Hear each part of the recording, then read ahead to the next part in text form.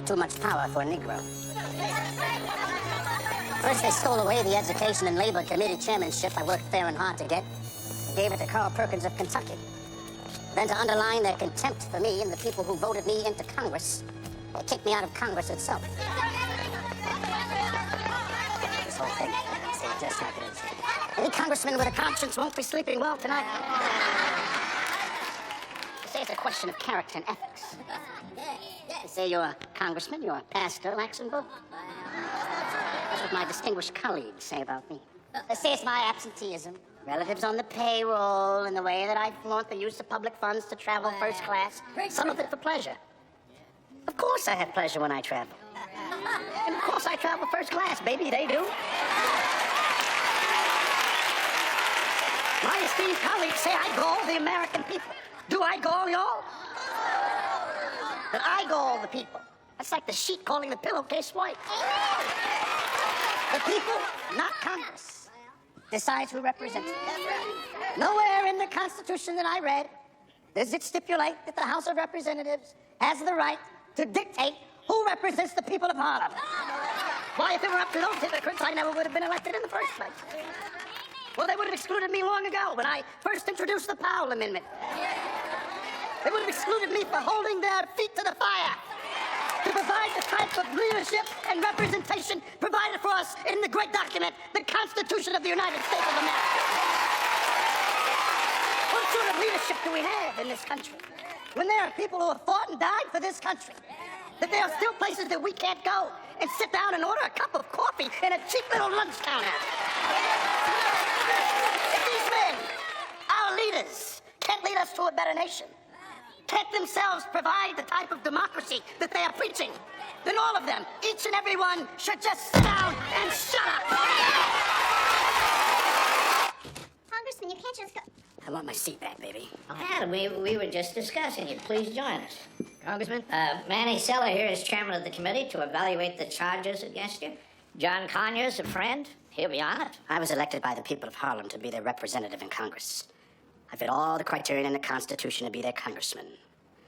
My colleagues can't just kick me out because they don't like the truth I speak or the way I speak it. You're not being kicked out, Adam.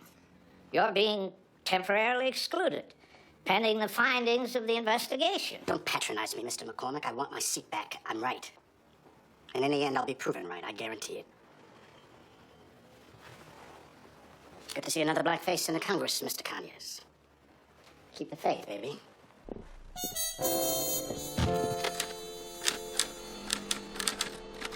It was June 8th, 1969 when I landed in Bimini. Adam went down there so often they called it Adam's Island. I'd done all my research, and as a result of which, I had absolutely no idea what manner of man I was going to encounter. Everybody had a different story.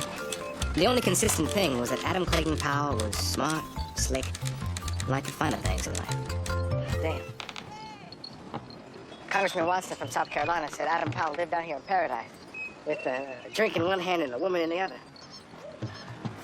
I don't know what they consider paradise in South Carolina, but where I come from, this is a raggedy-ass shack. And maybe I took the wrong road. Powell? Adam Clayton Powell. Congressman Powell? Hello?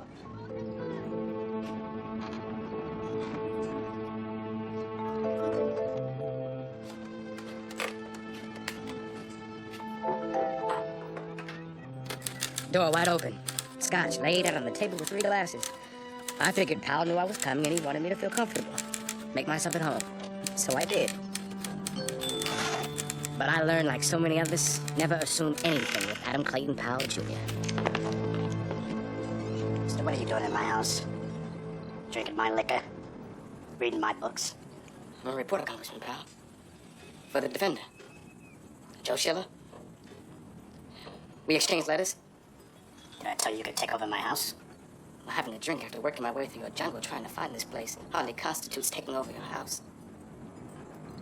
But if I offended you, I apologize. You sound pretty damn proper. An educated Negro. Relax, man.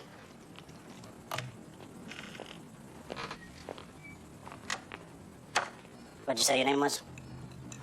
Schiller. Joe Schiller. I hear you're working on a book about your colleagues in Congress. You mean the textbook I'm working on? General information. I hear it's information about who's done what and to whom. Sounds like a get-even book to me. I'd have to go backward to get even. My intentions are merely to provide insight to the population on how the representatives do the business of government. You want to help me clean these fish, Mr. Schiller? Not really. Then you don't get to eat. Sure you've never done this before? Pardon. You've never known. If I wasn't starving from trying to find this place, I wouldn't be doing it now. What kind of story are you after, Mr. Schiller? I just want to know what's true and what isn't. You know, who you are. Well, that depends on who you are, you say. Do you mind if we go back to your formative years when you were an activist? Still am. Well, I know that as a young man, you... Well, young is relative, Mr. Schiller. State of mind. Well, when you were younger in years, you organized protests and boycotts in New York to get black folks jobs. That was more as a religious leader, right? There's no separation of church and state in the black community, Mr. Schiller. You should know that, brother. Well, then what caused you to leave the pulpit and go into politics? I never left. I'm still a pastor of Abyssinian Baptist Church.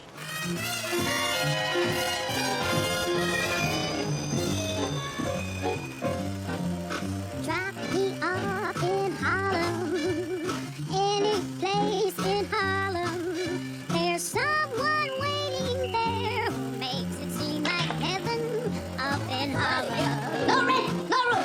All right, that's it. Break it down. I want him out. I want him out. Easy, baby. You don't need to go breaking down people's doors now. I'm Reverend Adam Clayton Powell, Jr. I'd like a word in private with Mr. O'Malley. Mr. O'Malley? Unless you've got my money, pal, we got nothing to talk about. I got eviction papers here. You do have your bread, Daddy. I think you want to talk to me. Give me the money first. Baby. Talk.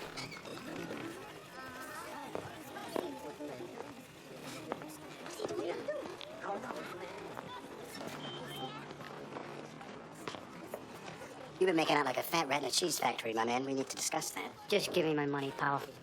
I don't want to talk. Now, there's no way to negotiate, Daddy-O. Be cool or all rent will stop. That means no money. Zero. You can't do that. Done it all over Harlem. And your colleagues have discovered that it's good business to do business with me. Here's the deal. You get half the rent until you've delivered on the list of repairs that need to be done in this building. Meanwhile, we'll negotiate fair rents across the board.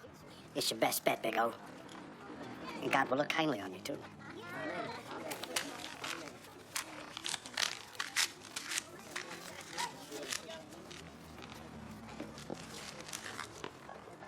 Let's go.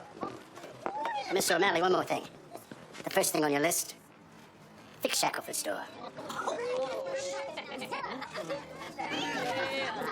Get out of here!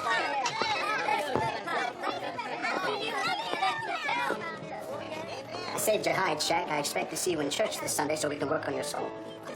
Yes, sir, Reverend Powell. I'll be in church then. Definitely. Bring the family. Yes, sir. The rest of y'all colored folks in this building, y'all come too now. Lord, gossip, y'all.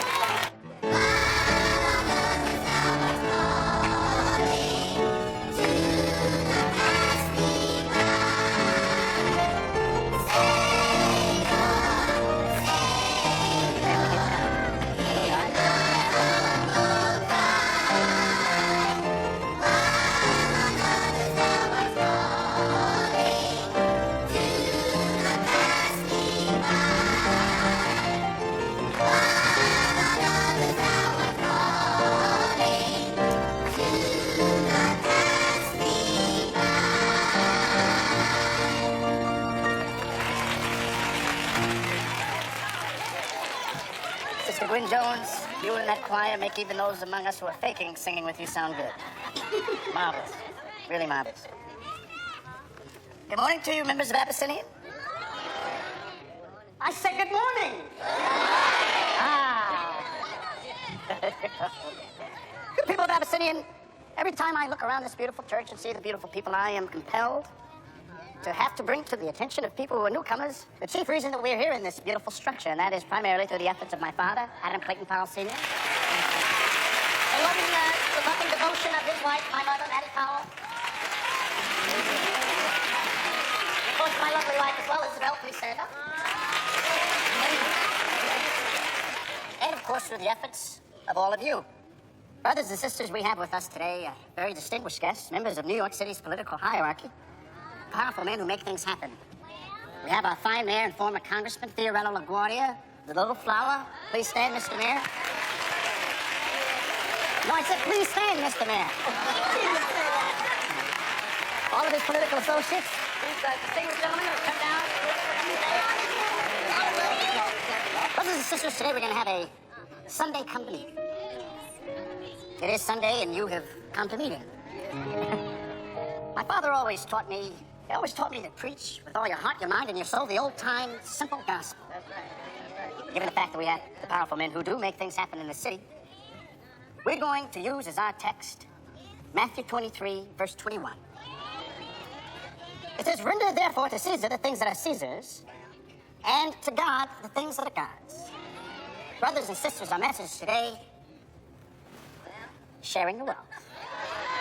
Reverend Powell, I think the root of our problem is that you don't understand how government works. Well, perhaps if I came up there and joined the city council, Mr. Mayor, I could learn. No. Your place is right here, in the community, in front of your people, on Sunday mornings, attending their spiritual needs. Besides, even if you got all the votes in Harlem, you still wouldn't have enough to make city council. You'll need some white votes to win citywide. You deliver us the Negro votes that we need, and we may find a little extra something just for you. I appreciate this donation to my congregation, but I had something a little more equitable in mind. Arnold, give Miss Hattie over at the church. Tell her it's a municipal contribution. I'll do that. Now, gentlemen, let's get down to the brass tacks. When I spoke of sharing the wealth, I meant in terms of jobs, opportunity, opening up the city to all the people. Frank, another round. I always find that Scotch warms the conversation, don't you? To sharing the wealth. So, these 3 yachts I read about were actually a dinghy, a small motorboat, and an old fishing boat that belonged to your father? You know how the press exaggerates, you're one of them. Basically, you're telling me it's all smoke and no fire. But I didn't say all that. I go first class every chance I get. Just like my colleagues, only I refuse to be a sneak and a liar like them. So you don't mind admitting that you took money off the record, under the table, so to speak? Who'd you say you work for again? J. Edgar Hoover? No. Black reporter, black newspaper. Ultimately, I served the same people you represented when you weren't down here fishing. I've been serving the people since before you were born, Mr. Schiller.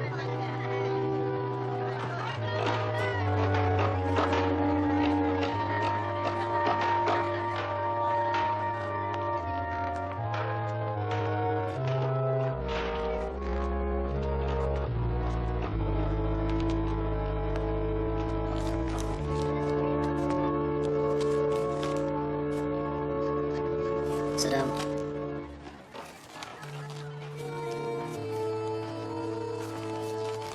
Would you like an Irish whiskey? If you're joining me, Certainly.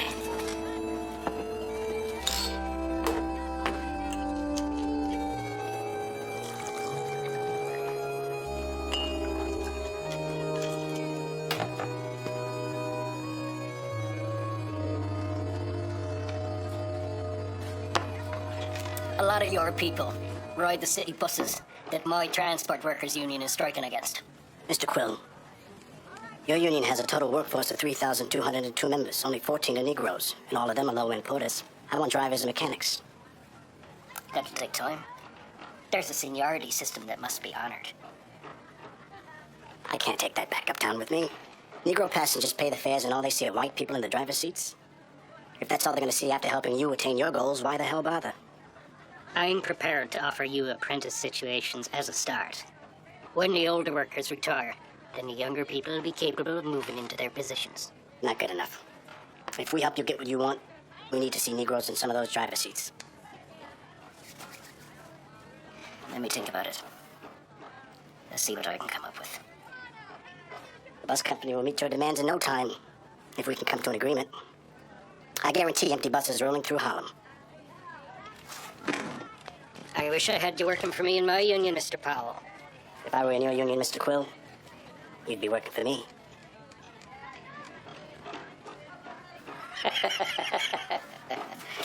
Well, then a fine battle we'd have on our hands, my friend.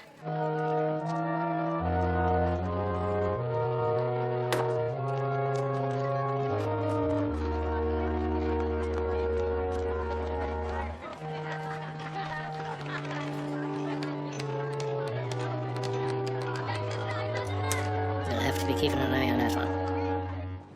Weren't you the one who told me that any church that was inactive in the community was worthless? Will you quit using my words to fit your purposes?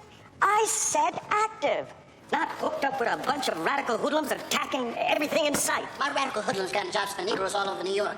Department stores, the electric company, the phone company. Even those Negroes have been talking behind my back. Will you two lower your voices? It took me years to build up my congregation.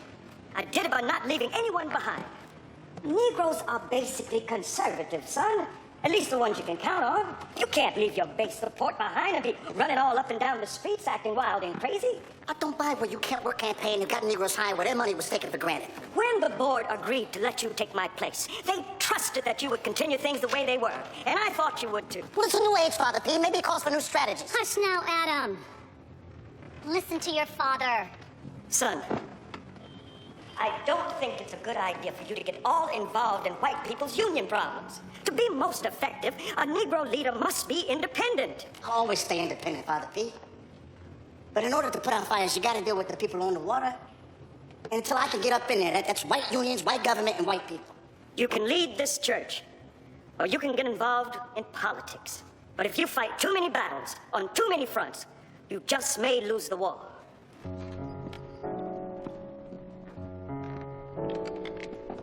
Let those hypocrites now out now! If we hear it all, our Christians are don't fight the buses! Don't fight the buses! Miss Scott, I should have taken another route. Troublemakers. On the contrary, they're heroes. It's just too bad they don't know how to get out of the way, so we won't be late this afternoon. Are we going to ride that lousy stinking red?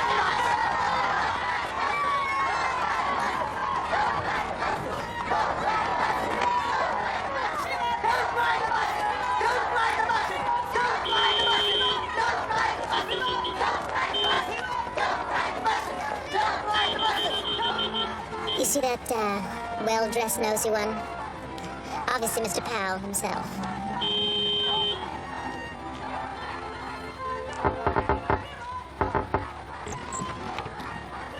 Excuse me, can we get through? You're Hazel Scott. It's a pleasure to meet you. And who are you? You don't know who I am. I'm the Big Bad Wolf. Well, nice to meet you, Mr. Big Bad Wolf. Now, can you clear a path for us? Maybe I should detain you for a while. Make you, picket with us proletariat for a minute or two. It'd be great for morale. Now, Mr. Wolf, you are not that big and bad. Open up a path here! Open! Miss Hazel Scott is coming through. I have no problem picketing with my people, Mr. Big Bad Wolf. I just have to be somewhere this afternoon. The name's Adam Clayton Powell, Jr. I'll pretend like I believe you've never heard of me. Either way, I promise you'll be more aware of me in the future.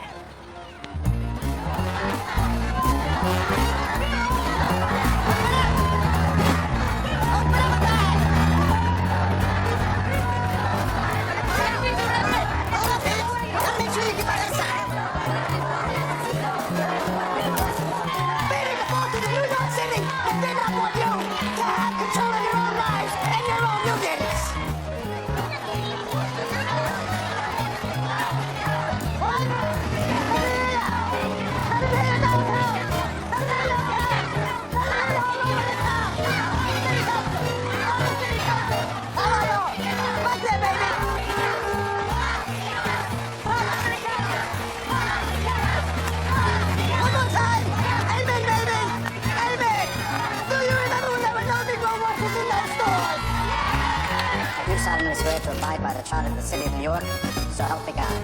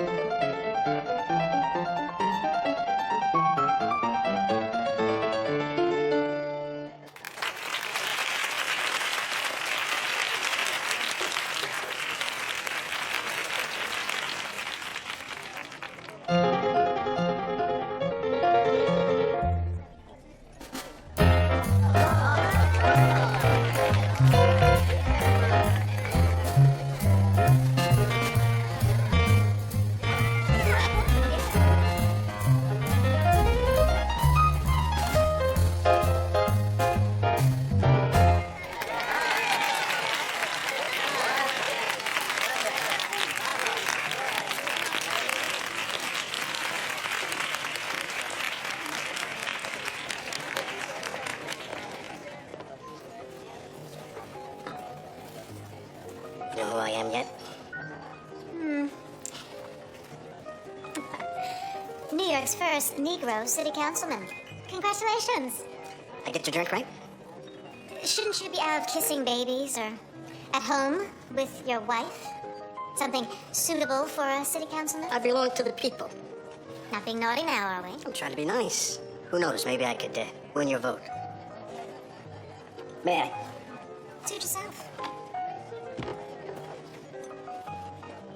You know, we have a lot in common. Do we? We're both very interested in getting to know each other. You are a hoot and a scoundrel. Glad I made a good impression.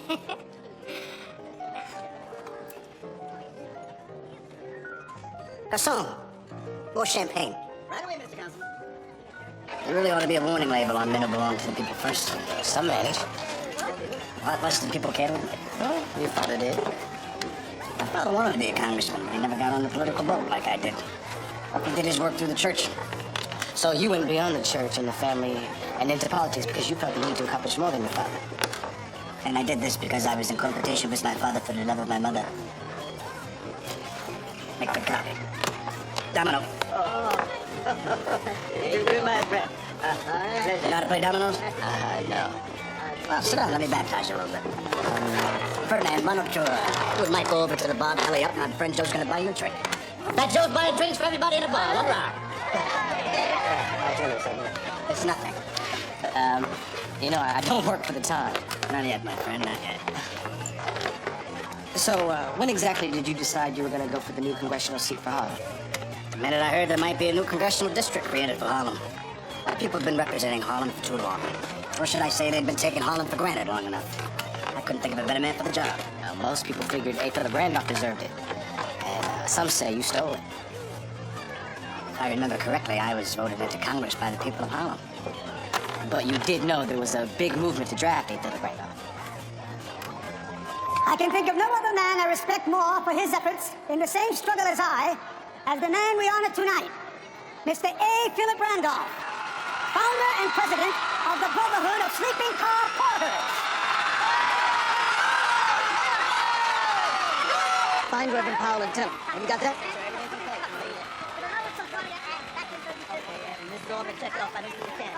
The order's been changed. Ray Jones doesn't trust Powell to go first, so we gotta find Powell before he goes on stage. Reverend Powell, sir. Is there a problem?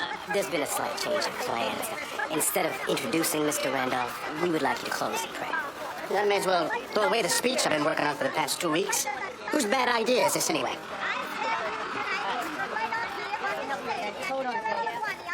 Unless Mr. Randolph tells me personally that he wants things to go differently, I'm on next. But, sir, Ray Jones. Hello, Adam. Sure looks like they're ready for A. Philip tonight. Yes, it does. Better go warm up the stage for him, shall I? Oh, wait a minute, Adam. I think there's been a change in the order. No, not at all. You know, we should work together sometime, you and me. I like the way you think. And I have a feeling that history, political history, will be changed by some of the things that may be put in motion here tonight. Well, wish me luck.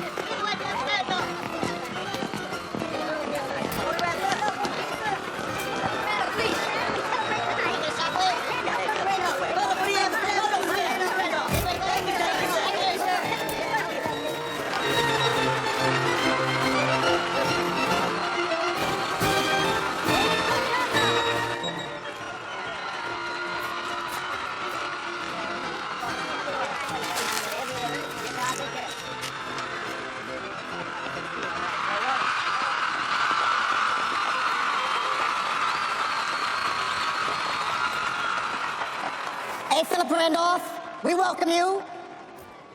My city of New York, my kingdom of Harlem.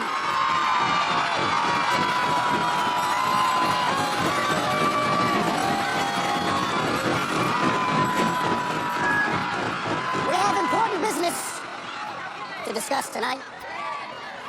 Important business. And I, your humble little parish priest, will make sure that business is done correctly. I shall try to keep my remarks down, but nonetheless, I shall try to make them like a woman's skirt. Long enough to be respectable, but short enough to be interesting.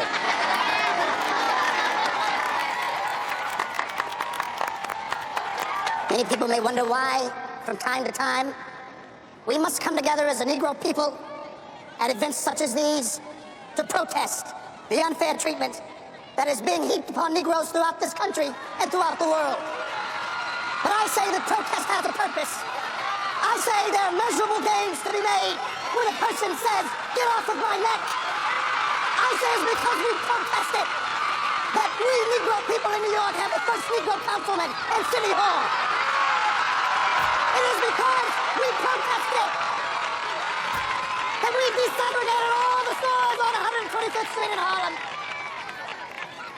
But it is now time for the first Negro congressman from New York.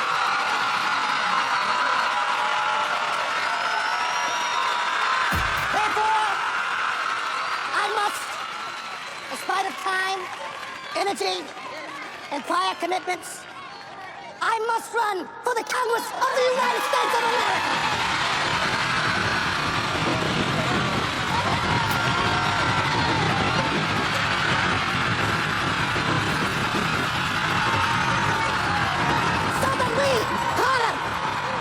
National voice speaking from your national capital. Why a Negro? Many of you will ask. I, Adam Powell, am in a position to answer that. Because I, Adam Powell, may belong to a group of people that some others may think are inferior. But I belong to a group of people that God, omniscient, omnipresent God, God of all power, says you're my children and you're the same as anyone else. And with that kind of faith in me and courage in me, I know I can be as good, if not better, than anyone who walks the halls of Congress. Doesn't matter what ticket or what party. My people demand a forthright, militant, anti-Uncle Tom congressman.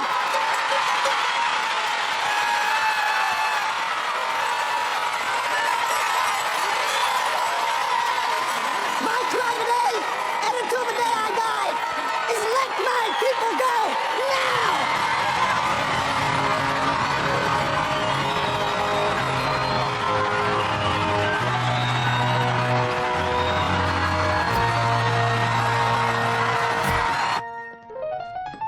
What do you want, Mr. Powell? A better world for all. And where, may I ask, do you think I fit in? Don't know yet. Your wife must have the commitment of Job. She knows who I am. Does she? Really? Some people know me, Miss Scott. Would you like to? Depends on what kind of student you are. A very good student, Miss Scott. How can I teach for you? I'm a very good teacher. Prove it. Well, let's start with some chopsticks. Chopsticks. It's advanced. It's still early. Always go to bed early. Father insisted if I didn't get enough rest, I'd end up with bags like you, Kelly. My bags at your place. Well, since somebody bring it to you. You're not gonna invite me to spend the night? My dear new best friend, I have absolutely no interest in you spending the night. You're the wrong gender. That's cold, man. You realize I spend a good deal of my money on drinks for your friends? You seem to be everywhere. Thank you very much. Very generous of you. I'll see you tomorrow. Sure. Good night, Mr. Schiller. Don't stop here. That's 10, all right? I realize you're causing a scandal. Tongues are beginning to wag. I hadn't noticed anything. Except you. You notice. You notice everything. Are you willing to hurt anyone to get what you want? I'm willing to be honest. Are you? I'm always honest. Then tell me honestly what you want. What I have. And a family. Are you proposing to me? You are a politician. An already very married politician, lest we forget. And for you, sir. When it comes to women, you are definitely not to be trusted. Oh, I can be trusted. Once I'm understood. I will admit, being Mrs. Adam Clayton Powell isn't always easy. I wouldn't think being Mrs. Adam Clayton Powell would be any harder than being Mr. Hazel Scott, actually. Touche.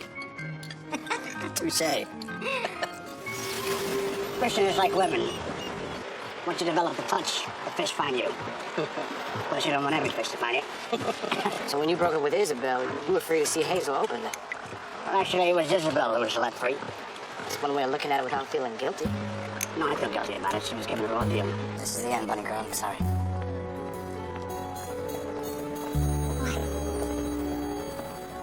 Because once upon a time you were ahead of me. And I caught you, then I passed you. I can't sustain the distance.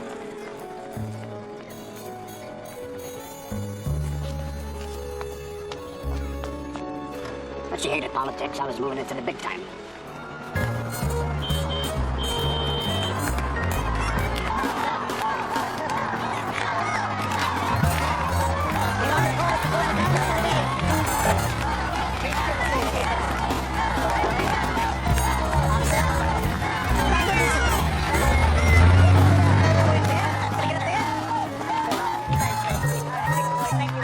What do we want in Congress? Powell! Now I want all of you to take every one of those signs and walk throughout the entire city of New York. Are you willing to work together? To fight together! To worship together! To win together! To love together! Work together, children, don't you get weary! There's a great happiness! While the talk of New York City was the spectacular wedding reception we had at Cafe Society, Hazel and I chose to have our actual wedding be a small, private affair, out of town. The king had his queen and was ready to roll. The preacher from Harlem arrived in Washington.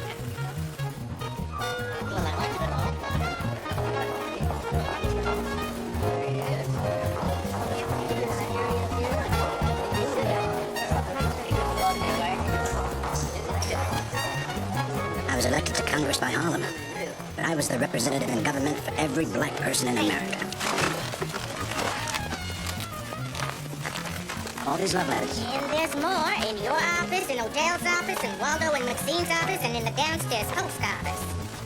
I want information on every congressman's staff. I want to know every bill that's been passed the last 10 years and how those bills got passed. I want to know who's who, what who wants, and how they think. Yes, Adam. Gossip, skeletons, weaknesses, strengths, dirt. We need every advantage we can get. I want to move so fast we make half the Congress dizzy, the other half pass out from exhaustion. Everybody knows there's a bad Negro in Congress now. I want you all to be known as my bad Negro staff.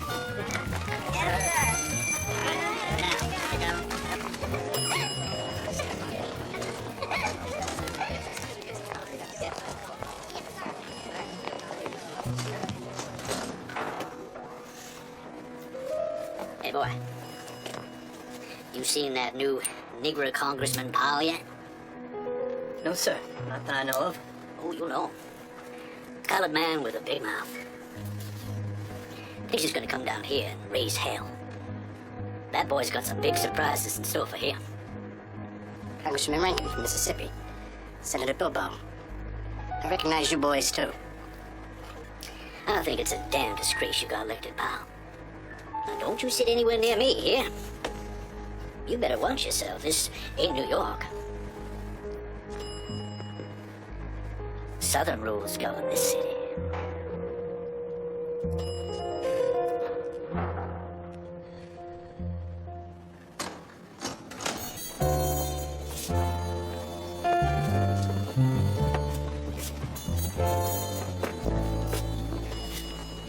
My grandma.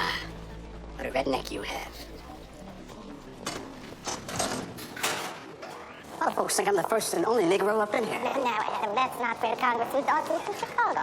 Now, he may not be as cool, Ma, you do wonders for a size 4. Parisian? actually confrontational with what I had in mind.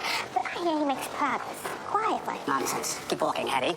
Progress is a bloody guerrilla war. You have to keep pushing, plotting, scratching, fighting. Never let them rest. Keep them squirming. Be a burr in their saddle, otherwise they control and define your progress. You crawl after scraps. Well, I don't think I'll be able to eat with all these people staring at me. Think of it this way, Hattie. You're not just eating to eat. You're eating to help the whole human race. You're eating to help these poor souls evolve. Adam, I'm eating because you're dragging me. That too.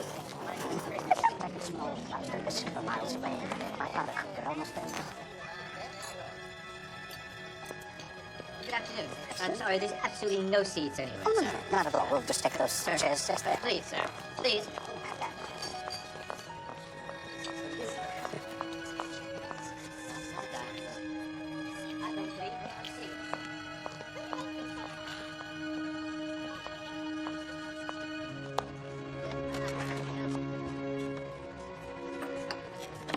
Congressman Rankin, how nice of you to stand.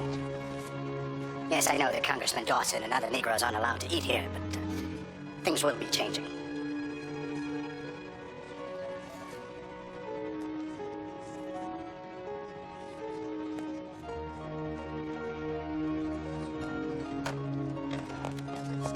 Bye, y'all.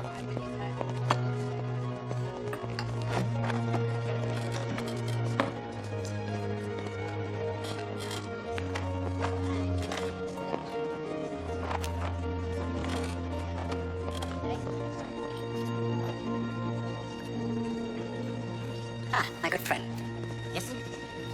Listen, brother, I know with all these good old boys around, there's gotta be some fried chicken and collard greens around, so we need to fatten her up. And I'm kidding. Whatever there's a chef's special and 2 house salads. Yes. Yeah? Make sure they don't spit it out. Lunch smells good.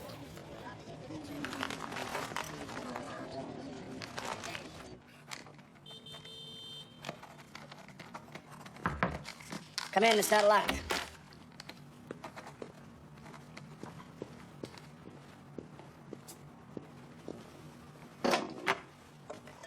Compliments of Miss Hazel Scott. Thank you, Walter.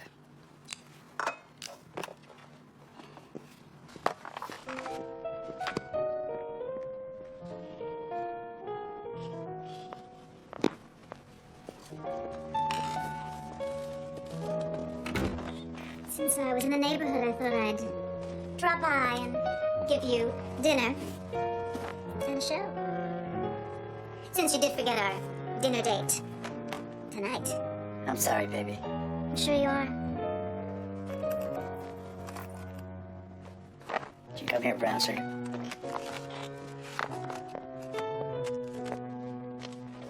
No. You just keep on working. Just tell me what I can do.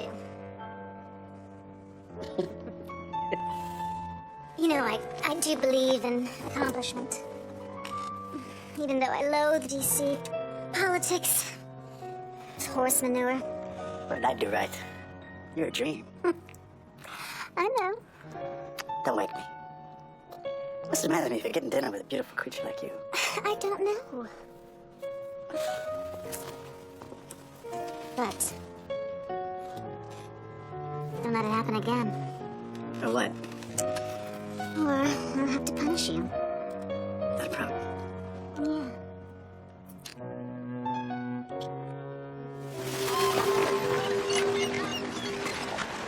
I actually think Hazel hated the game of politics more than Isabel. She was a natural activist. Smartest woman I ever met. And the least tolerant. Of what? Hazel's West Indian, like Ray Jones. Proud as hell, sensitive to slights. They come from a place where being black is the rule, not the exception. Add to that the complexity of the British influence, aloof and slightly superior. I think there were damn few white Americans Hazel met she didn't feel superior to. So, did Hazel's superior attitude ever give you any problems as an American black? Are you crazy? I loved her for it. She was as bold as I was. Well, almost.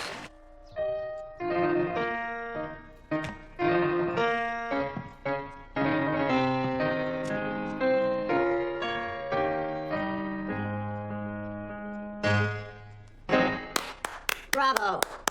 Magnificent. What, baby? What did I do now? Nothing, Adam. Absolutely nothing. First time I ever got in trouble for that.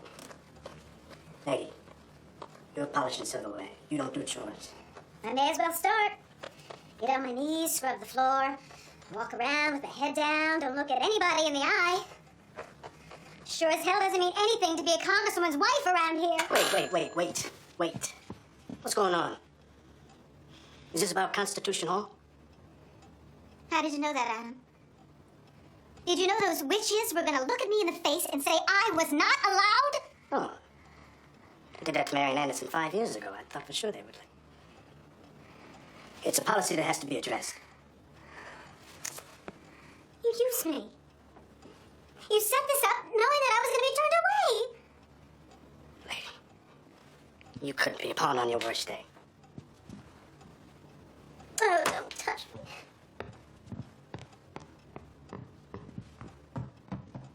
Hazel, I'm sorry. Please forgive me.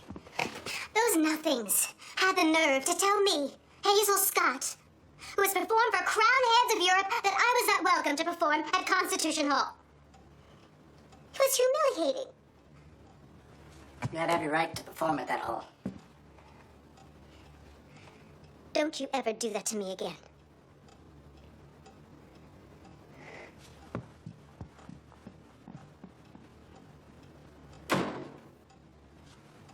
President, we'll see you now. Thank you.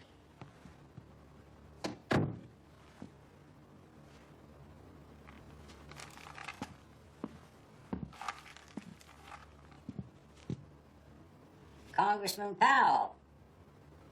Mr. President, thank you for granting me an unofficial visit. You have been busy. Thank you, sir. It was not a compliment. This, Powell Amendment I hear you intend to attach to bills in Congress will mean nothing but trouble. The Powell Amendment expresses my belief that any money collected from the public at large should not be redistributed to support in any way any group that would discriminate. Such a system is unacceptable to any thinking person. To expect compliance is stupid, really. It's like expecting someone to pay for a house that they can't set foot in. Are you talking about the, concert your wife was prevented from doing at Constitution Hall? The Daughters of the American Revolution had no right to deny my wife the right to perform there because of her color. Not to mention the fact that Crispus Attucks, a Negro, was one of the first, to die in the very American Revolution they based their name on. I know how you feel about that. I've read it. In every damn newspaper that'd listen to you. We pay taxes like everyone else. Those taxes help support that hall. And taxation without representation is tyranny, sir. Well, even though you called my wife, what was it? The last lady of the land? And anointed Eleanor Roosevelt as the first? Excuse me, sir, please let me clarify. I made that distinction because, as you know, when the great singer Marian Anderson was denied the right to perform at Constitution Hall, Mrs. Roosevelt resigned her position in the DAR. Whereas, with all due respect, sir, your wife attended one of their tea parties. You, sir, are playing politics. You knew the policy. You set this whole thing up to cause trouble. I want to make one thing clear.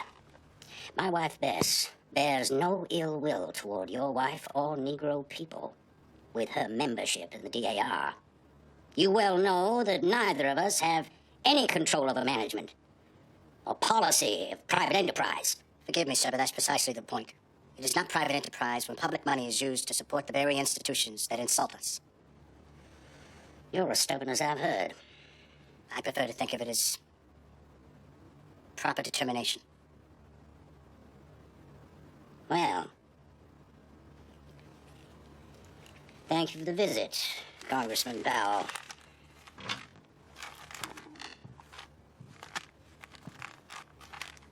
Thank you, Mr. President. The pleasure was all mine.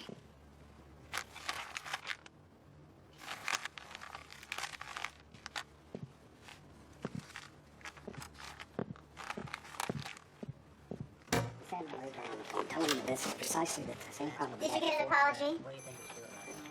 How do you believe, Susan? An invitation to perform that I can turn down? No. No, the best I could get was to get him to say that his wife didn't bear any ill will toward you. No ill will. Ill will. Adam, you could have lied to me and told me the man said he was sorry. Does anyone in Washington have sense? That includes you, Adam.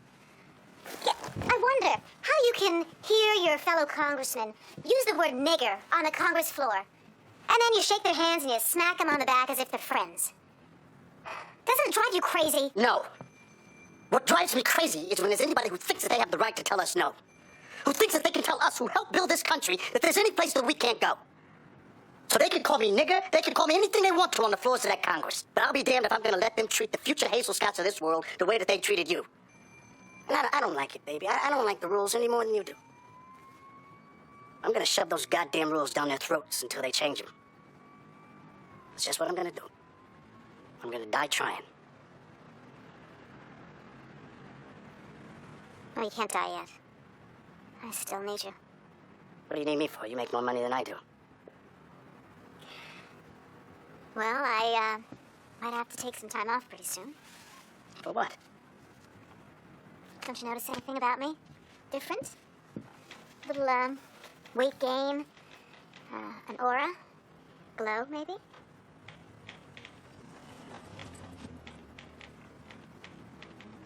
Are you sure? Positive. Oh, baby, that's wonderful. That's wonderful news. Now, I'm gonna need a lot more of your time, Mr. Powell. A lot more. Every second I can spare.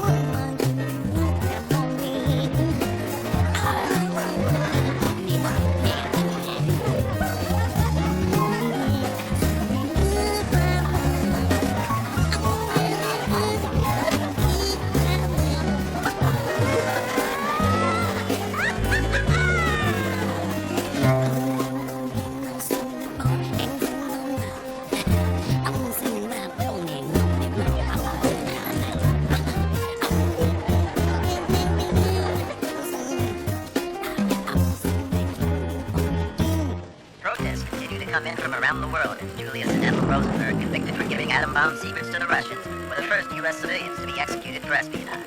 Proving that no one is above suspicion, Senator Joseph McCarthy turns his communist hunting expertise toward our own Secretary of the Army, Robert T. Stevens, for allegedly hampering attempts to uncover communists in the military. White House News.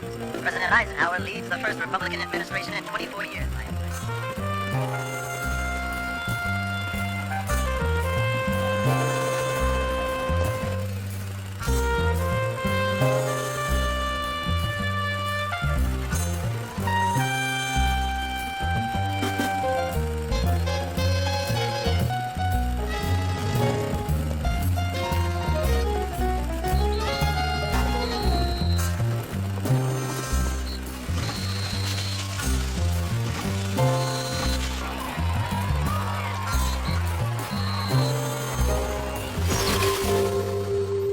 What made you change your mind and invite me to stay? Well, you behaved yourself, relatively speaking. You act like a man that's running out of money. Sensitivity? No. Pity. It's the most useless emotion in the universe.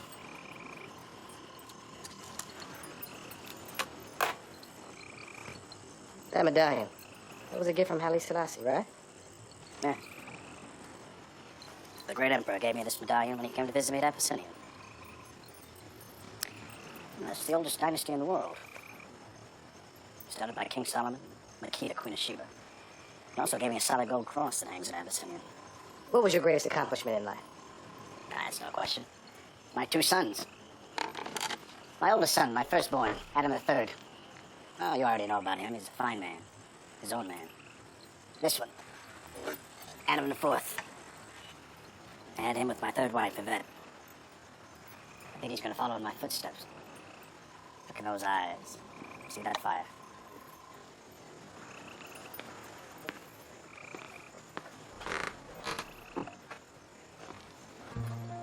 Who is she?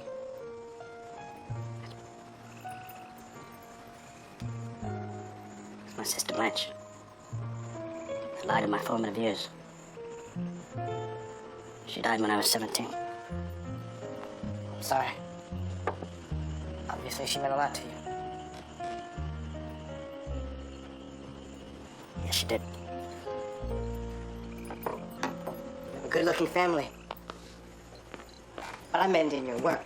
What is your greatest accomplishment in your career? My career? It's not over yet, my friend. Well, you are at the age where most folks retire. And you do seem somewhat retired down here. Well, my accomplishments are like my children. I can't pick one over the other. Every successful rent strike, every job I was able to pry loose for a black person, every appointment I enabled myself to make, every bill I got passed, every employee I forced to give his workers a minimum wage, every crack I pissed off because I out-slicked his ass. I'll let the history books decide.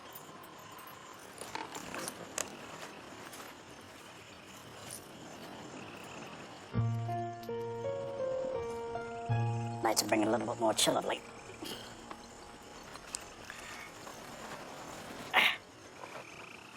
My greatest accomplishment may be that I survived for so damn long. Mr. Speaker, I'm sure you fully appreciate the irony of my having to come to the halls of Congress to sue for the right for Negro criminals to have a fair shot at crime in their own communities. But the fact of the matter is that corruption involving organized crime, the mob, and the New York Police Department is unacceptable. The white mob takes money from the hard-working Negroes of Harlem and put nothing back. Meanwhile, the white New York Police Department busts only the Negro numbers men in an attempt to help their white mafia friends keep competition down. Now, it's a damn shame when the law discriminates in corruption, don't you think? I'm as comfortable with that as I am with the Knights of the Ku Klux Klan working with Southern Democrats to pass Negro civil rights legislation. Although I'm sure that my esteemed colleagues from the Great South would never participate with such a hateful, hurtful band of cowardly thugs.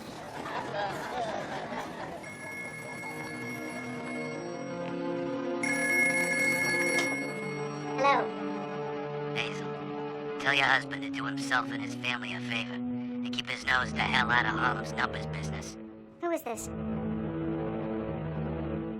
I don't know what you're talking about, and I don't want you to call here anymore.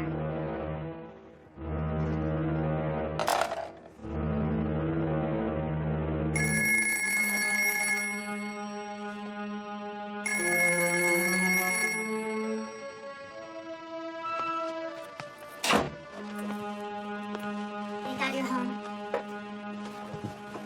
Baby, what's wrong? The phone's been ringing all night.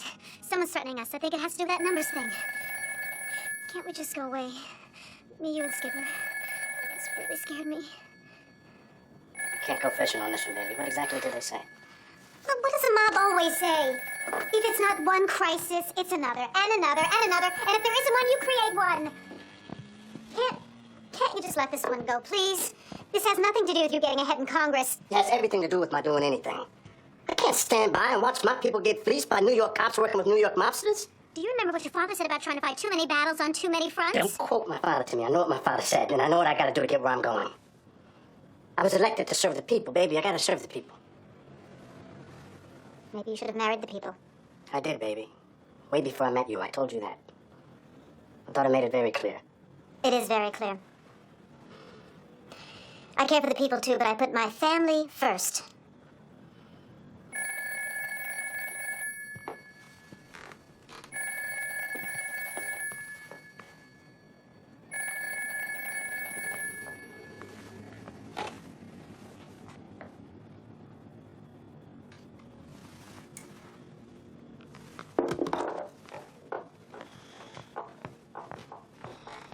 I'm Lester Wolf of Between the Lines, and we have with us the controversial, outspoken congressman from Harlem, Congressman Adam Clayton Powell, Jr. We will speak with Congressman Powell about corruption between the mob and the New York Police Department, the alleged politically motivated tax fraud charges Congressman Powell faces, and death threats from a misguided mobster. Welcome, Congressman Powell. You said on the floor of Congress that there is an alleged bagwoman. No, she's very real. A woman who delivers money payoffs from the mob to the police named Esther James, is that correct? Yes, and everyone in Harlem knows it. Congressman Adam Clayton Powell said in a statement released today that he refuses to pay the civil judgment in the defamation lawsuit brought against him, bringing the very real possibility of his arrest. This is a victory not just for Adam Clayton Powell. The victory bell that you hear ringing is a victory for the people of Harlem, for the people of my district, all throughout the Congress of the United States of America. There will be no railroading of Adam Clayton Powell in this instance. I think it is not just a victory for me, it is a victory for you. And please print what I say, baby. I am saying exactly what I mean, and I mean what I say. When the Lord said turn the other cheek, he didn't mean stick your face out there, get knocked down. Nothing wrong with rolling with the punch. Lord wasn't a fool.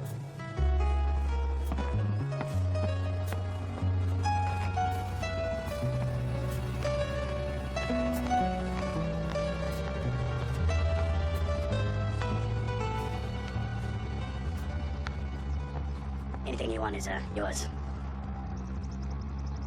No, it isn't. Why Paris? What the hell is in Paris? Why not here in New York? Because that's where I want to go. And that's what I want to do. You go where you want to go, and you do what you want to do. I'm not usually at a loss for words, but thank you, Hazel, for everything. Thank you. Thank you, Adam. I'm not one of your colleagues. This is not some pleasant political disagreement. I am your wife. And I'm angry.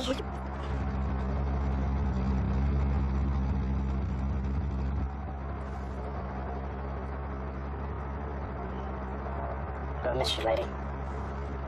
Gonna miss you bad. Well, I hope you get your chairmanship or your speakership or whatever the hell it is you want before they get you. Not so easy to get.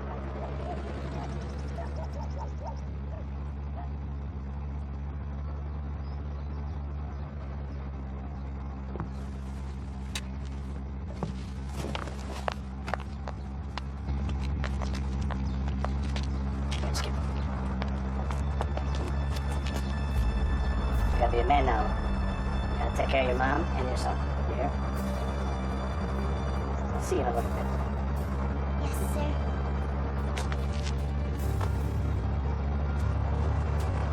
Remember, head up, shoulders back, palms out. You're a power man.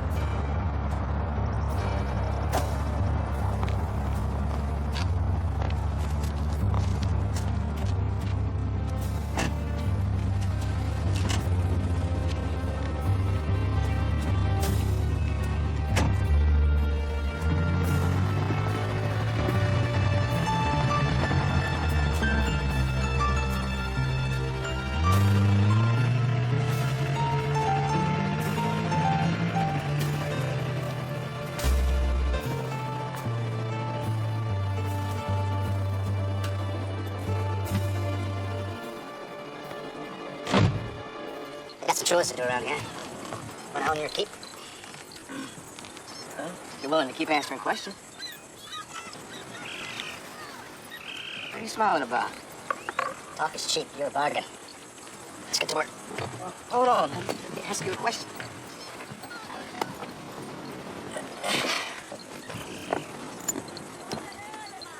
So, after Eisenhower, you supported Kennedy? Didn't want to particularly, right off. Like Nixon, I had the boy Kennedy on my committee. He supported the Southern Dixiecrats on most issues. But yeah, I worked with him. After the better man at the time, Johnson didn't get the nomination. Now, Adam, I don't care what presidential candidates Symington and Kennedy come around selling. Lyndon here is going to be the man to beat. You just tell Speaker Sam what you want for your backing, and he'll let you know if it's possible. My seniority. Protected from the Dixiecrats and the Republicans. Done. And I want the chairmanship of the Education and Labor Committee. But you should rightfully have what is rightfully yours, according to seniority. I will support that fully. Mr. Jones? The best way to go about this is quietly. I will deliver on behalf of Congressman Powell and myself at least half the delegate votes that Senator Johnson will get on the first ballot. If he wins the presidential nomination, we will throw our full support behind him. If not, we must be free to do what's best for the party. Your reputation is well earned, Mr. Jones. No matter who ends up being the Democratic nominee, Congressman Powell will get full Democratic support for the Education and Labor chairmanship, which he rightfully deserves.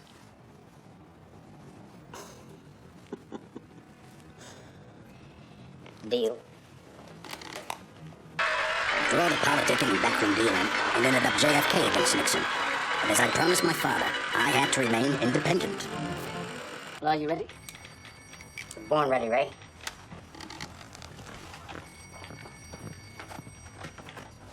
Bobby? Congressman see you. Bobby, baby.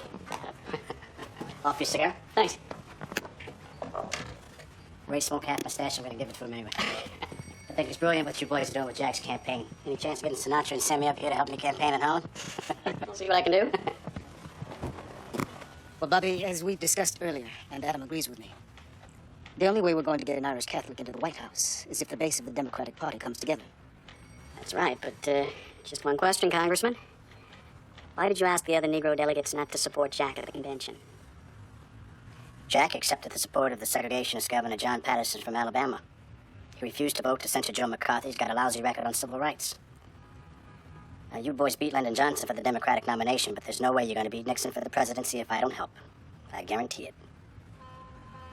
So if we can work something out, maybe Jack can become president after all. Well, that depends on what you want, Congressman. First topic is the Education and Labor Committee chairmanship. Well, I'm sure I don't want any interference with my authority or my seniority. I want Jack to back me. And second, you and your brother are going to have to change your ways on civil rights and the Negro. Well, Bobby, what about it? I don't know. I'll have to take that back to Jack. But I'll tell you one thing. Jack Kennedy will be a lot better for the Negro people than Nixon. Well, he's got to get elected first. Martin Luther King says that neither Republicans nor Democrats address the needs of the Negro, and that his people must do something to address this in the upcoming Who's election. this Southern In other news, a family... Negro minister? Thank you, darling. Who gives Martin Luther King the right to speak for all Negroes? This guy's trying to take my job. I just found out that he and A. Phillips Randolph and Bayard Rustin plan to protest both the Democratic and the Republican parties. What? No, I made a deal with Bobby Kennedy. There weren't going to be any demonstrations during the campaign. I traded for power that's going to benefit all Negroes, and now these Bush leaguers are going to mess it up. You tell those amateurs, Alan Clayton Powell says, call it off. Already put out that feeler. No. No? You tell Martin Luther King that if he doesn't call it off, I'm going to spread the word that his chief aide, Rustin, is a homosexual. Rustin's a homo, yeah? Yes, he doesn't deny it. Well, you tell King if he doesn't call it off, I'm going to tell the world that he and his friend, Bayard Rustin, are having a homosexual affair. Can't do that, Adam. It isn't true. Neither's most of the stuff out there about me. But I have to carry the weight. I negotiated for power that's going to benefit all Negroes, and I'm not going to have that jeopardized by Martin Luther King or anybody else. What is this? Demonstrations and marches. I did that 20 years ago. So, you were shooting for as high up as you could go in government? No. I was shooting for as much power as I can gain in government because that's how changes are made in Washington. Marching and protesting eventually get on people's nerves. Get very little done. Get an education, learn a profession, go into business, politics. Go after the real power, baby.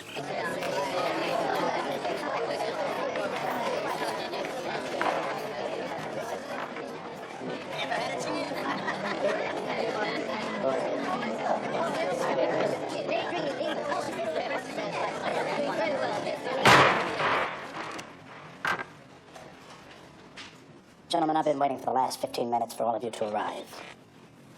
My expectations are simple. We don't come late. We work as long and as hard as we have to get bills drafted and passed. Quickly. Now let's get to work. It's now 15 minutes after the hour. The meeting will officially come to order. I doubled everything of my predecessor, Graham Barton, and his staff. Give me that hammer, young blood. Graham Barton believed the earth ain't flat and the sun do move. I doubled the meetings, budget requests, and more than quadrupled his results. Come on, baby, keep moving. Time's a wasting. One 14-month period, I was responsible for the passage of 14 bills. That is a record that no chairman in the history of the United States Congress has before or since achieved. In the 6 years I was committee chairman, I never lost one bill once it reached the House floor. That's why it was important I keep getting reelected. Congress operates by seniority, relationships, experience. It takes years to acquire all three. So the woman says, I thought you were a man of the cloth. I said, I am, baby. Silk. I'll see you fellas later. Thanks, I appreciate the boat. Over time, I was able to maneuver even my worst enemies. I was most proud of taking Congress to the streets of Harlem. The monkey took the buzz right there. The eye said your story's so touching. Sounds like a lie. All cameras that have to stop the meeting will officially come to order. What got me was how, over time, eventually my most reluctant colleagues learned to like it. This is the man, movie, sir! Don't you go outside?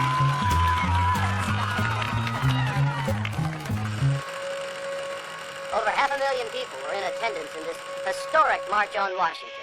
Martin Luther King stirred the passions of the crowd, if not the nation, with a rousing speech about his dreams of what America can be. It is generally agreed that King's words made this a day that will long be remembered. And now we go to a live report from the Washington Monument. Martin Luther King may have just made the speech of the century. Anybody can have a dream. The question is whether or not you can turn that dream into a reality. Maybe we should have stayed in the stands. To do what, Ray? Be part of the crowd? Be part of King's audience? Man, that ought to be my show. My speech would have been, I have a plan. I can't believe my good friend Martin would have an event like this in my town and not invite me to speak. You didn't exactly endear yourself with that homosexual ploy between him and Bayard. It's politics, Ray. Besides, he's a pacifist. He turns the other cheek, lets white folks slap him around. He's supposed to be above all that. This is history, baby. I ought to be right in the center of it. Would you invite you to speak if you were him? Are you kidding? No way. Besides, everybody knows Powell would probably steal the whole goddamn show. Early 60s. Fighting the schemes of all my enemies. Things are looking pretty good for me to get things done. Jack Kennedy and I became pretty close. Well, ain't nothing jumping but the peas in the pot. And they wouldn't be jumping if the water wasn't hot. Ah! Finally won one, young blood. That's right. Change into the guard. New blood on the block.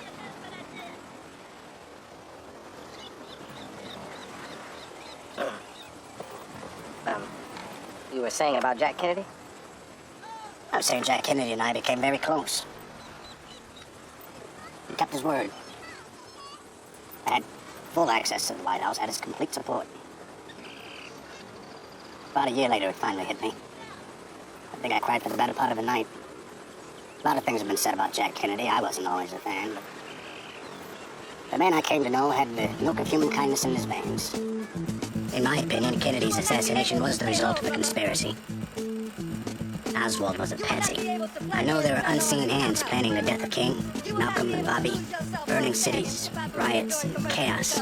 But through it all, I had to stay focused on what I was fighting against. Inequality and justice. The trampling of basic human civil rights. But these are not the goals set down by the Founding Fathers, reaching for the best of what was inside of them. Lyndon Johnson was a skilled ally. Dear Adam, the 5th anniversary of your chairmanship of the House Education and Labor Committee reflects a brilliant record of accomplishment. It represents the successful reporting to Congress on 49 pieces of bedrock legislation. And the passage of every one of these bills attests to your ability to get things done. The poverty program is rapidly paving new pathways to progress for those whom the economic vitality of this land had previously bypassed. The education measures are being translated into fuller opportunities for all our citizens to develop their God-given talents to their fullest potential. Minimum wage, long a guarantee of a fair return for an honest day's work, has been increased and greatly extended. And the problems of juvenile delinquency are being met and curtailed by positive and determined action. Only with progressive leadership could so much have been accomplished by one committee in so short a time. I speak for millions of Americans who benefit from these laws when I say I'm truly grateful. Sincerely yours, Lyndon B. Johnson. Even though you were such a good chairman, they still went after you? Thank you, Youngblood. It was precisely because I was an active and successful chairman that the enemies of civil rights and progressive government came after me. If I'd done nothing and spoke softly, they would have left me alone. He considers himself above the law and above the House of Representatives. And I guess he was down in Bimini, as I stated. He was down there with a glass in one hand and a woman in the other hand. And I don't think it's incumbent upon us as responsible members of the House to belabor ourselves with a man with an attitude such as that. He demonstrated over and over again, in my judgment, that he is not a suitable person to participate in enacting laws to govern the people of this country. Adam Powell is a symbol that all black people can organize around. There was no black man in America bigger than Adam Clayton Powell.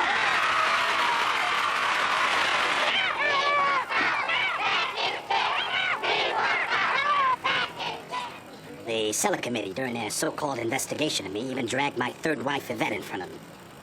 I know this committee wants to be fair, and I hope its report will be favorable to my husband. Miss Scott, you recently got back from a concert tour of Europe and the Middle East. How long have you been back now? Yes, altogether just about 6 months. 6 months, so you've obviously been back long enough to have heard about the difficulties that your ex-husband, Congressman Powell, has been going through. How do you feel about that? Well, I think it's eminently unfair what's happening to him. I really do. The fact that he's been charged for something that other congressmen consider everyday occurrences. As a matter of fact, in the Life magazine article which I read last week, where this Congressman Hayes was chairman of a special subcommittee to investigate federal printing and paperwork. And between May and June of 1958, Congressman Hayes took 52 trips that cost over $1,000 each out of funds allocated by Congress for NATO. I gather you're quite angry about that. I have to ask you this. What is your evaluation of him as a congressman? I'm just a private citizen, so my evaluation doesn't matter. But let's ask Lyndon Johnson for his evaluation of him. Late President Kennedy, what his evaluation of is. Speaker John McCormack, they said that he was the best chairman on the Hill. And that's good enough for me. You know, I can't help noticing you speak about Congressman Powell, your ex-husband, with such affection and loyalty. I have to ask this. Is there any chance that you two might get back together again? No. We are friends, we remain friends, and we have a son together who we're very proud of. But no, not at all. Mr. Speaker, you know the number of congressmen who want to deny Adam Clayton Powell a seat in Congress is no longer a few good old boys in backroom card games. It's becoming a crusade. And I've been thinking, if we were to strip him of his chairmanship and education and labor, which essentially reduces him to nothing, this might satisfy the Republicans, the Southern Democrats, and the others that want to run him out of Congress. I'm not sure that'll be enough, John. Well, for heaven's sakes, if you strip a man of all his power, what else could they possibly want? Well, there is one thing he could give his colleagues that might help. Something that none of us have ever seen before. What could that be? Humility. Adam. J. Raymond Jones. What can I do for you? I need to talk to you. Please sit down.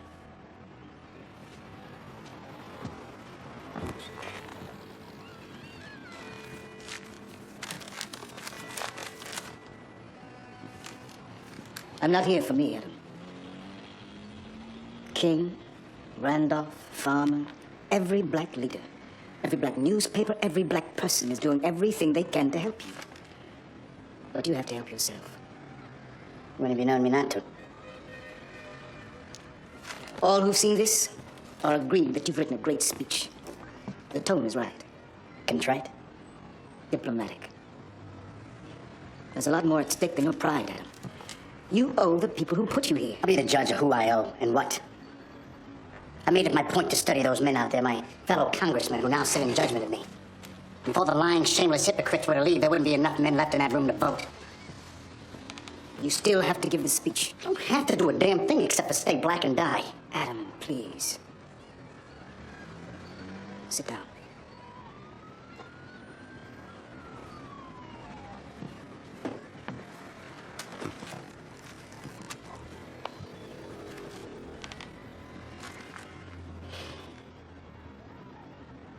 You're one of the most powerful black men of this century. Maybe the most ever. And I know you like the distinction. But if you don't do this 100 years from now, most people are not going to know who you are. But I will. Save that for the lecture circuit, Adam. I know better. You can't have it all this time. And I don't care how many congressional hypocrites you can point to who have done the same or worse. You bet your career on righteous indignation and you're going to lose.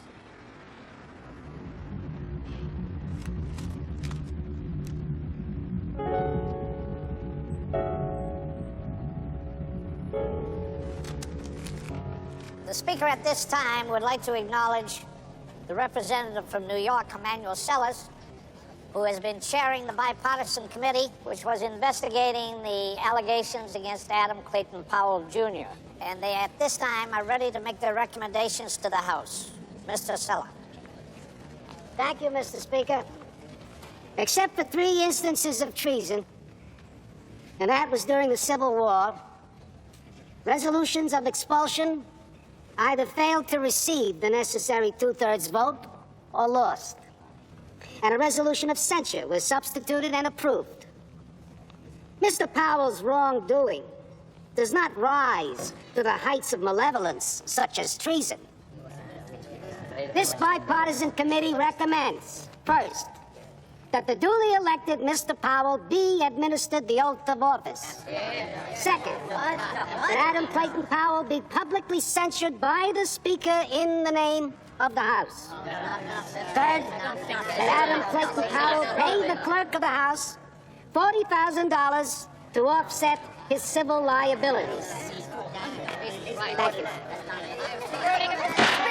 The Speaker recognize the gentleman from Iowa, Mr. Gross. Mr. Speaker, I have a reasonably strong stomach, but it will revolt at the aroma that will arise in this chamber if today Adam Clayton Powell is offered a seat in this chamber. Speaker recognizes from Ohio the gentleman, Mr. Devine. Censure is sufficient humiliation. Who are we kidding? Humility does not appear to be one of the gentleman's virtues. Chair recognizes Mr. Hall, the gentleman from Missouri. Mr. Speaker, Powell is uncensorable, unembarrassable, and irresponsible. Thank you. Speaker acknowledges from West Virginia the gentleman, Mr. Moore.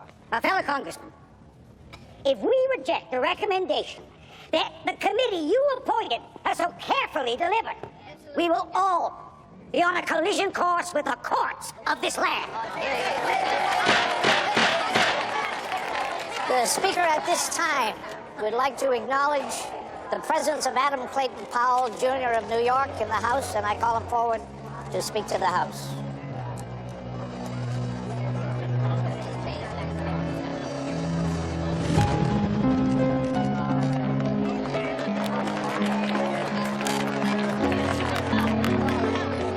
Speaker, my esteemed colleagues, everyone here in Congress knows that there are many among us who have done far, far worse than that which I am accused of. Some of the truly guilty have spoken out against me. There is no one here who does not have skeletons in his closet. And I know who owns what skeletons. Thank you, Mr. Speaker.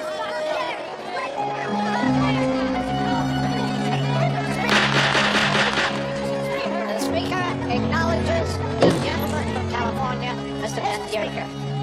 The unbelievable arrogance that has just been demonstrated by Mr. Adam Clayton Powell, Jr. without a single regret expressed, no apologies, calls for a motion on this floor that this gentleman be expelled from this House and a special election called for his replacement. Mr. Speaker, I gladly second that motion. The results of the resolution to exclude Adam Clayton Powell from this House are the A's 248, Nays 176, 0 abstention. Adam Clayton Powell, Jr. of New York is excluded from this, the 90th Congress. What are you going to do, Adam? Kunstler, Reed, Reeves, Kinoy, Carter, Delaney, Covington, the two Williamses, Henry and Bennett. They're all on their way over. I think I got enough lawyers. I'm going to take this miscarriage of justice to the Supreme Court. But in the meantime? They're going to hold a special election in Harlem to replace me. I'm going to win it by a landslide while I'm fishing down in Bimini. The irony of it is Wayne Hayes, of the Hayes Committee, who led the charge I misused funds. One of the two main charges they voted me out of Congress for was himself to serve a White House scandal because he took a House heavyweight on the jump at the Paris. Adam, you were guilty. I mean, you did do the things they accused you of. You did use travel vouchers improperly. You did have relatives on the payroll. And you did not settle the libel suit brought against you by Esther James for calling her a bad woman in public. She was, damn it! You can't count that as a reason to boot me out. That only shows how desperate they were to get me. And it's not illegal or improper for congressmen to have relatives on the payroll if they're working. On the misuse of funds charge.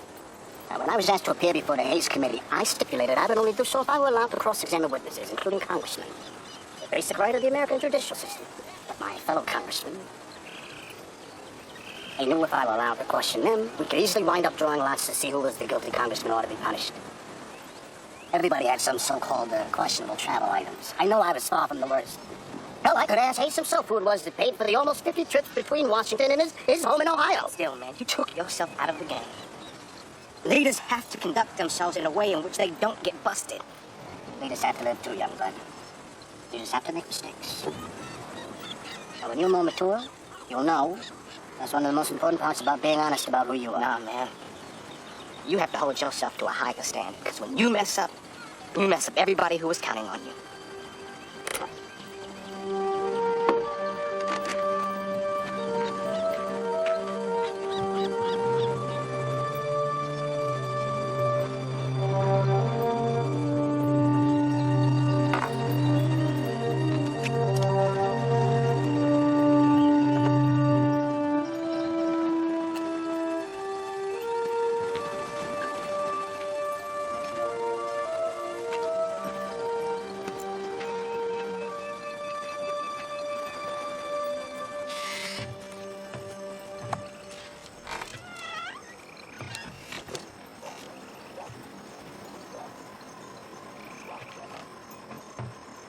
Found this laying around the house.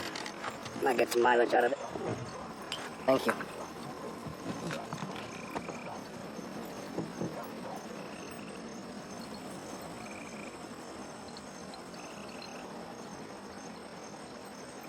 You know, if you're a better fisherman, we might have had some fun.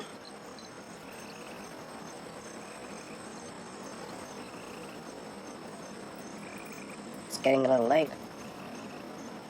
Aren't you concerned about those Duke Ellington eyes? Not as much as I used to be. You better get off this island, Adam. Catch up with the times. You're wrong again, kid. It's the times you need to catch up to me.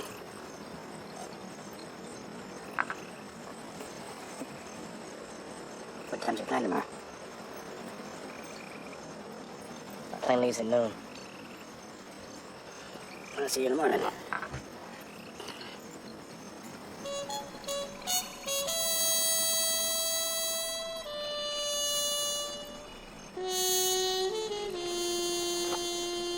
Sweet dreams, kid.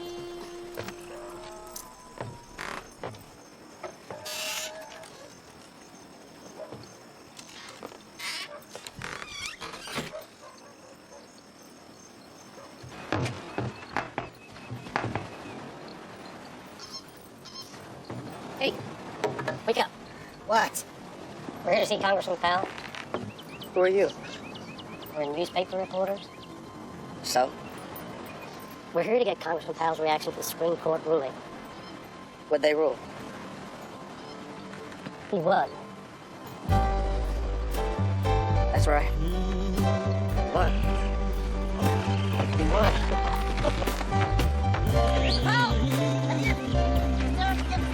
Hey, there he is! Powell! Adam! Work for the press, sir? Adam! Get a statement, please, sir. Sir, what's your reaction to the Supreme Court's decision? Two things happened today. One, I was vindicated. But more importantly, this decision proves that there is still justice in the United States. What about your salary and fines? That came to how much, sir? $80,000 or thereabouts. Well, if they wrongly took away my seat, I think it only stands to